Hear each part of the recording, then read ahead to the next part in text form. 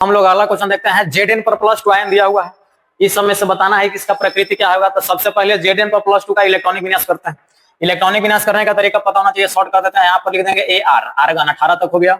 उसके बाद आता है 3D और उसके बाद आता है 4s। तो 3D पर हम लोग का हो जाएगा 10 और 4s में से 2 इलेक्ट्रॉन कम कर देंगे तो Zn पर +2 का यानी कि यहाँ 0 हो जाएगा। तो हम लोग को देखना है इतना ही। अब ये जो D है, डी उप कक्षा, इसके अंतर्गत कक्षा कितना हो गया, तब ये जाने हम लोग 5 होगा। एस तो खाली है, इलेक्ट्रॉन इसमें है नहीं। अब इसमें हुन्स नियम के अनुसार इलेक्ट्रॉन को भरल जाए। कितना इलेक्ट्रॉन है, 10 इलेक्ट्रॉन है। तो पहले क्लॉकवाइज एक मिनट, पहले इलेक्ट्रॉन भरते हैं क्लॉकवाइज 1 2 3 4 5। अब बच गया एंटी क्लॉकवाइज 6 7 8 9 10।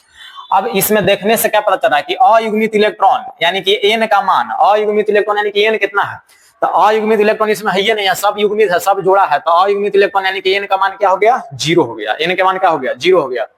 तो जब अयुग्मित इलेक्ट्रॉन 0 है, इसका आंसर है अयुग्मित इलेक्ट्रॉन कितना हो जाएगा, 0। यानी ऐसा भी क्वेश्चन हो सकता है कि Zn पर +2 में अयुग्मित इलेक्ट्रॉन की संख्या कितनी होती है, तो 0 होती है। ठीक, उसके बाद अब हम लोग पढ़े हैं, फिर से देखते हैं। अगर एन के मान 0 आया, माने अयुग्मित इलेक्ट्रॉन नहीं है, सभी युग्मित है, तो क्या होता है, प्रतिचुंबकीय होता है और साथ में रंगहीन भी हो जाएगा, क्योंकि दोनों अयुग्मित इलेक्ट्रॉन पर ही निर्भर करता है। ठीक, अयुग्मित इलेक्ट्रॉन 0 है तो प्रतिचुंबकीय होगा, और प्रतिचुंबकीय जो होता है तो रंगहीन होता है, यानी कि अनुचुंबकीय नहीं होगा और रंगीन नहीं होगा। अब उसके बाद चुंबकीय घूर्ण, तो चुंबकीय घूर्ण म्यू का मान निकालेंगे। फॉर्मूला का होगा n × n + 2 का अंडर रूट, तो 0 है